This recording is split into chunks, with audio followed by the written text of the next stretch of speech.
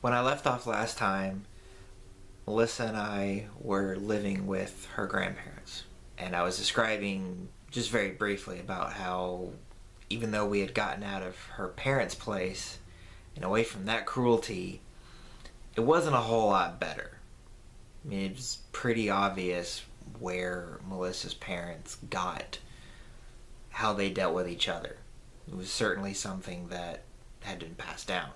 The living circumstances were certainly better. We had our own room, our own bathroom, things like that. But just being in that house with her grandparents, it was rough. I don't think they were nearly as cruel verbally to us as Melissa's parents were, but they still weren't very pleasant, and they were very manipulative. And I had gotten quite tired of it. At this point, I was working for Target, I was going to school, and I also had a paper route. And because of all this, I really wasn't home to take care of Melissa.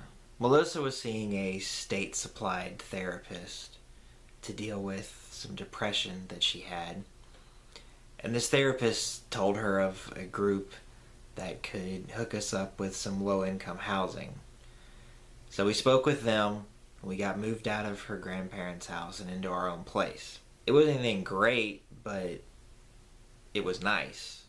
And that's really all we needed. We just needed a roof over our head. We didn't need anything fancy.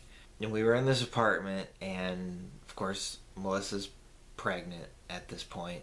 This pregnancy wasn't really going any better than the last one when we lost Phoenix. As much as I dislike government-funded healthcare and other things that are government-funded, we were very fortunate to be living in the state of Minnesota at the time because their healthcare system was very generous to people who couldn't afford anything. Melissa was able to get an experimental drug treatment that helped her carry Caspian to term. A nurse would come by the apartment every so often and inject some kind of medication into Melissa. And it worked. Caspian was born very healthy, very strong, and he's still very healthy and very strong to this day. I'm very proud of that. He was born in September of 2008. This was just months before Melissa and I had agreed that we were going to be leaving to go back to Memphis. The original plan was I was going to go to college, and as soon as I graduated, we were going to leave. And that was the only way that I agreed to go to Minnesota in the first place. When December rolled around, and I finished my last classes at Brown College, I told her we were going to be leaving. And she told me that there was no way in the world she was moving with an infant child halfway across the country in the middle of winter. So she told me that I could leave if I wanted to, but she wasn't coming with me. That was heartbreaking. We had this plan. We had everything set out. We had prayed about this and talked about this. And suddenly she was changing the rules. No talking to me about it, no nothing. Just, I'm not leaving. That's all there was to it.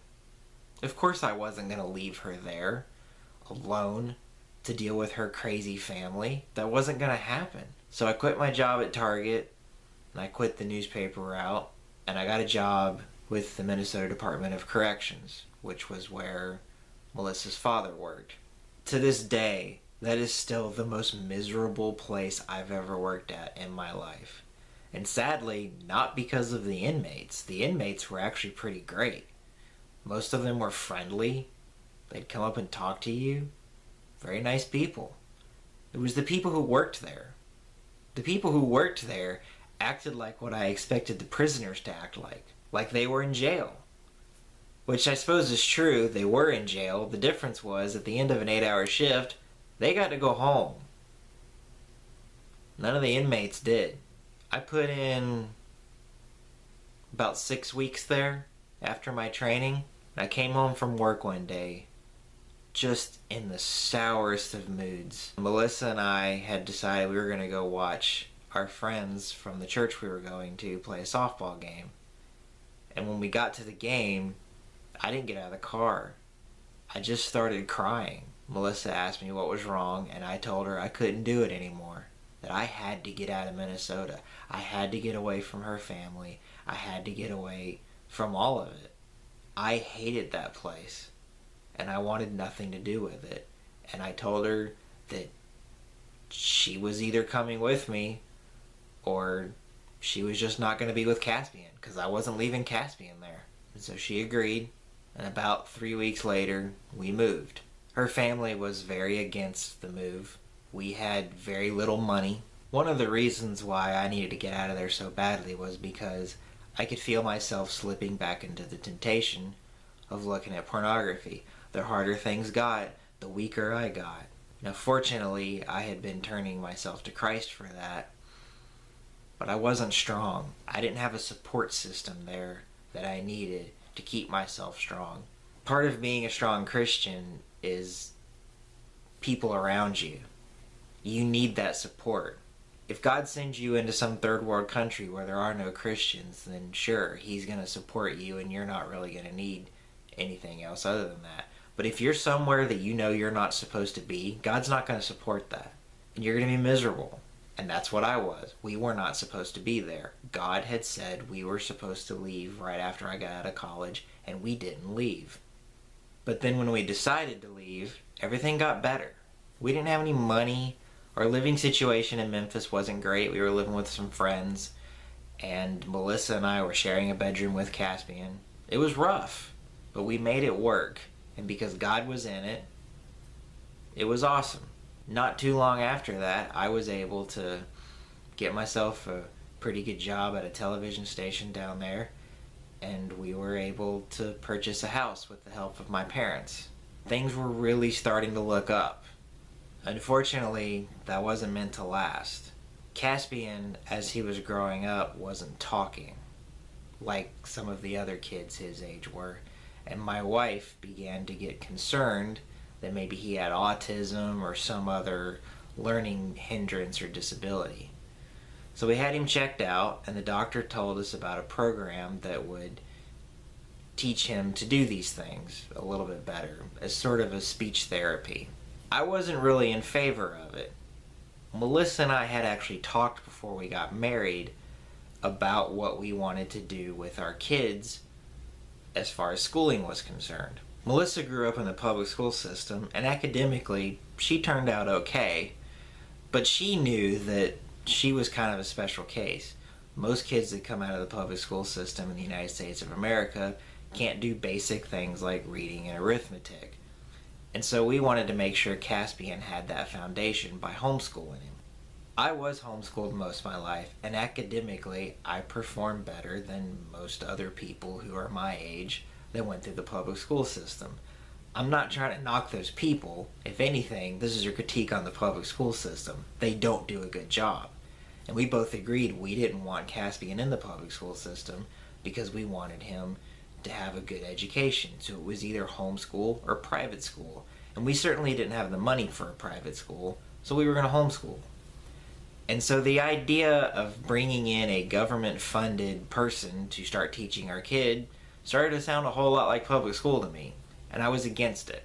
But we weren't actually sending him to school, so I went along with it, and it actually helped out Caspian really well, and I think we made the right decision in that. Unfortunately, Caspian eventually aged out of being able to use this program for free and was going to have to start going to a public school in order to continue getting those classes and that therapy. This I was 100% against, and I seriously thought that Melissa was also going to be 100% against it because we had already talked about how we were going to homeschool our kids. I was pretty shocked when she told me that she was going to put him in public school. I told her, we need to talk about this, and she said that there was nothing to talk about. Caspian needed the therapy. The only way he was going to get the therapy was to go to public school, so that's what was going to happen, whether I was okay with it or not. This is now the third time that something her and I had talked about and agreed upon and prayed about that she was changing the rules on. This was becoming a habit, and I was getting fed up with it. I went with Melissa up to the public school that he would be attending if he was going to go to school, and I spoke with the principal and their team of speech therapists and other teachers and staff, and I told them exactly what I thought about it. Because Melissa was so adamant that this was going to happen, I agreed to let him go, just not for a full school week. Keep in mind, at this point, he's only about 3 or 4 years old, and they wanted him in there 5 days a week, 8 hours a day. A full school schedule at 4 years old. I agreed to 2 half days.